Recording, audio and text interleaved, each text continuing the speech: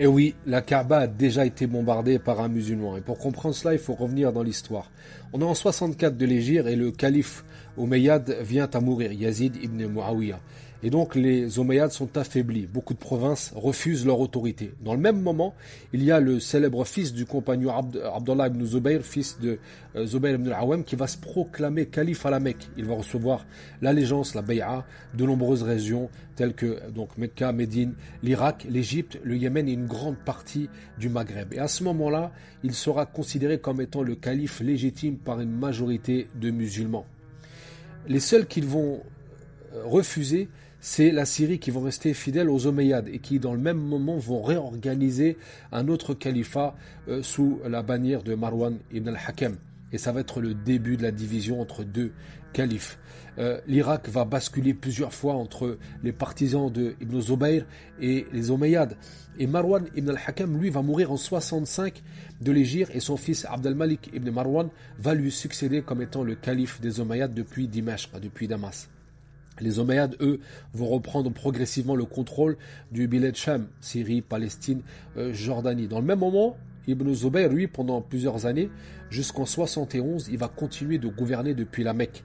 Mais les Omeyyades sous Abd al-Malik vont reprendre l'Égypte et une grande partie de l'Irak et les territoires sous contrôle de Ibn Zubayr, ils vont se réduire. Et en 72 de l'Hégire va arriver cet événement où Abd al-Malik ibn Marwan, ils vont envoyer son général Al-Hajjaj ibn Yusuf assiéger la Mecque. Al-Hajjaj, lui, qu'est-ce qu'il va faire? Il va installer des catapultes et il va bombarder littéralement la mosquée et carrément la Kaaba en détruisant une partie de la Kaaba. Parce que se trouvaient à l'intérieur du haram Abdullah ibn Zubayr et certains de ses compagnons qui refusaient de se rendre.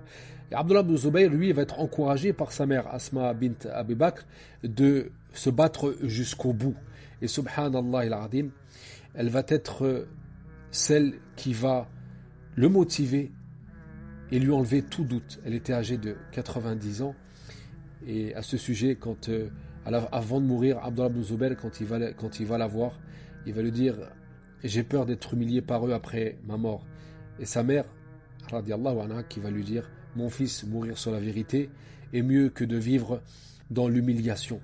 Et donc Abdullah ibn Zubayr va se battre jusqu'au bout, jusqu'à la fin, mourir martyr à côté de la Kaaba, tué par les troupes d'Al-Hajjaj.